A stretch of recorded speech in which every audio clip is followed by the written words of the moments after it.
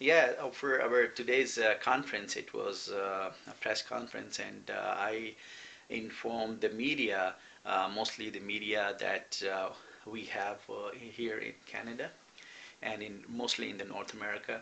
I was talking to journalist from a newspaper, an American newspaper, that this slogan for modernity and peace and democracy in a developing world is about a change. So um, for these voters, especially the TV channels, the radio and the newspapers in Western world, like in US and in Canada and England, they were very impressed and they were very glad to have a new kind of thought, a change, a difference in the traditional politics. And the I was so surprised that some of the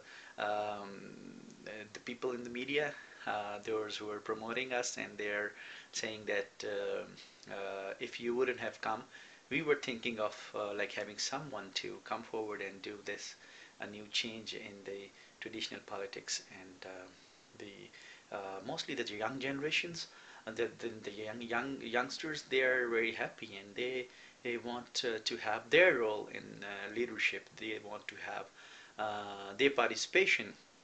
Somebody in the meeting, in the press conference, they asked me, he was a young student, a young fellow, and he asked me about, during my speech when I was delivering, he asked me about how you see the world, like after a few years there will be a global change, a change in the weather, in the climate, global warming, as Al Gore said. I have worked with Al Gore on his campaign for the global warming and on some of the projects related to climate change and with some other NGOs. So anyhow, so I answered him like, yes, after some time, after a few years, you'll see the world will be fighting for the water. There'll be no drinking water. We'll be having sanitation problems. We'll be having more diseases. We'll be having more chronic diseases, virus, bacteria in this world. And also, I think there's something happening outside.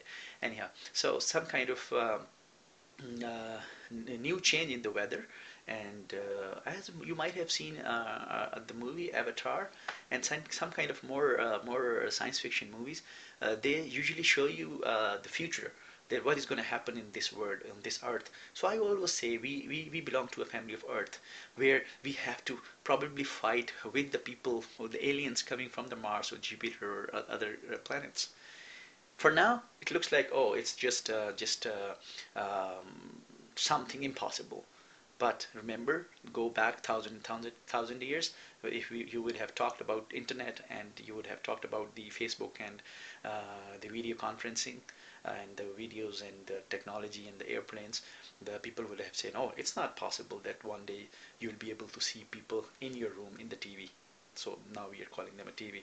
So when people were saying it, we were just laughing. People were laughing. Okay, what kind of new technology is going to come up?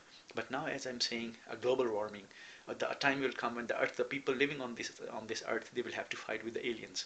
A time will come when we'll be fighting for the water, for the grain, and I hope and I pray, of course, we should not wait for that time, and we should prepare ourselves to come up, and we should forget about religious fights. We should forget about fights on the basis of race, religion, language, or geographical locations. So we being the members of the family Earth, we should feel like, okay, we are a part of this Earth, and we have to focus on solving the issues that we can to improve the weather conditions, to make it more free of pollution of any kind. That can be a political pollution, that can be a noise pollution, that can be pollution in air or whatever. So we have to bring a change in the family Earth. That should be our aim.